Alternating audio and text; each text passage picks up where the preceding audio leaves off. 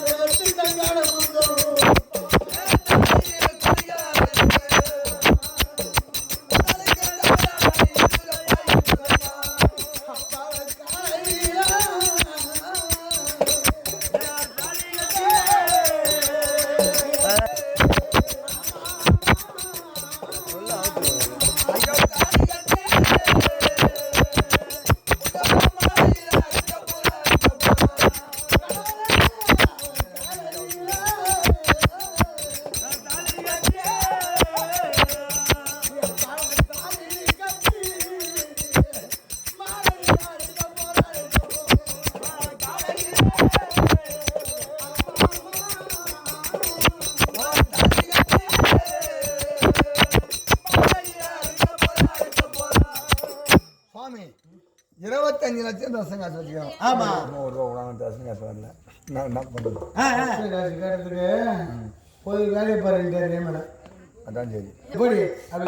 ஐயா 25 லட்சம் தசங்க வச்சுக்கிறேன். இந்த ஜாதகத்தை கொஞ்சம் மாத்தி சொல்லுங்களேன்.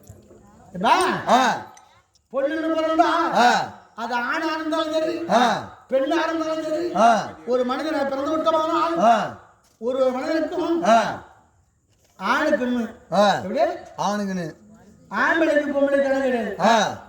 ஒரு மனிதன் அவன் கோடீஸ்வரம் வாழ்ந்தாலும் சரி இல்ல நம்ம மாதிரி பர்மனன்ட் திரும்பினாலும் சரி 9 கிரகம் 12 ராசி 27 நட்சத்திரம் அதற்குள்ளதான் ஒரு மனிதன் வாய்க்க அடங்கிருக்கு. ஐயா 9 கிரகம் என்றால் என்ன? சூரியன், சந்திரன், செவ்வாய், புதன், குரு, சுக்கிரன், சனி, ராகு, கேது. இது 9 கிரகம். 9 கிரகங்கள். 12 ராசி என்றால் 12 ராசி என்றால் மேஷம் 1, ரிஷபம் 2, மிதுனம் 3, கடகம் 4, சிம்மம் 5, கன்னி 6, துலா 7, விருச்சிகம் 8, தனுசு 9, மகரம் 10, கும்பம் 11, மீனம் 12. இது 12 ராசி.